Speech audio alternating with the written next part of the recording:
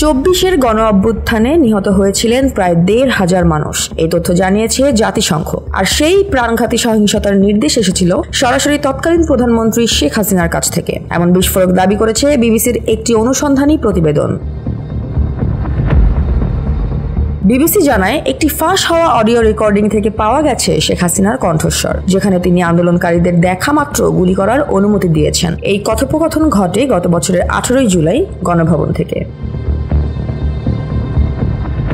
চলতি বছরের মার্চে অডিওটি ফাঁস হয়। বাংলাদেশ পুলিশের অপরাধ তদন্ত বিভাগ সিআইডি নিশ্চিত করেছে ফাঁস হওয়া রেকর্ডিং এর কণ্ঠস্বর শেখ হাসিনার সঙ্গে মিলে গেছে। অডিওটি পরীক্ষা করেছে আন্তর্জাতিক ফরেনসিক সংস্থা ইয়ারশট। তারা বলছে, অডিওটি স্পিকারে বাজিয়ে রেকর্ড করা হয় এবং এতে টেলিফোন ফ্রিকোয়েন্সি, ব্যাকগ্রাউন্ড নয়েজ ও ইলেকট্রিক নেটওয়ার্ক ফ্রিকোয়েন্সি ইএনএফ বিশ্লেষণ করে দেখা গেছে এতে কোনো এডিট বা জালিয়াতির প্রমাণ নেই।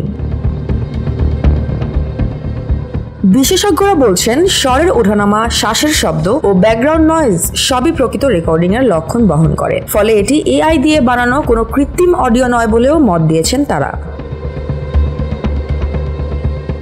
ব্রিটিশ মানবাধিকার আইনজীবী টবি ক্যাডম্যান বলেছেন, এই অডিওগুলো শেখ হাসিনার সরাসরি ভূমিকা প্রমাণে অত্যন্ত গুরুত্বপূর্ণ ও গ্রহণযোগ্য প্রমাণ। তবে আওয়ামী লীগের এক মুখপাত্র বিবিসিকে জানিয়েছেন, এই টেপ সত্য কিনা তা আমরা নিশ্চিত করতে পারছি না। নিরপেক্ষ বিশ্লেষকরা বলছেন, যদি অডিওটির সত্যতা প্রমাণিত হয় তবে এটি হতে পারে বাংলাদেশের রাজনৈতিক ইতিহাসের এক ভয়াবহ মোড়।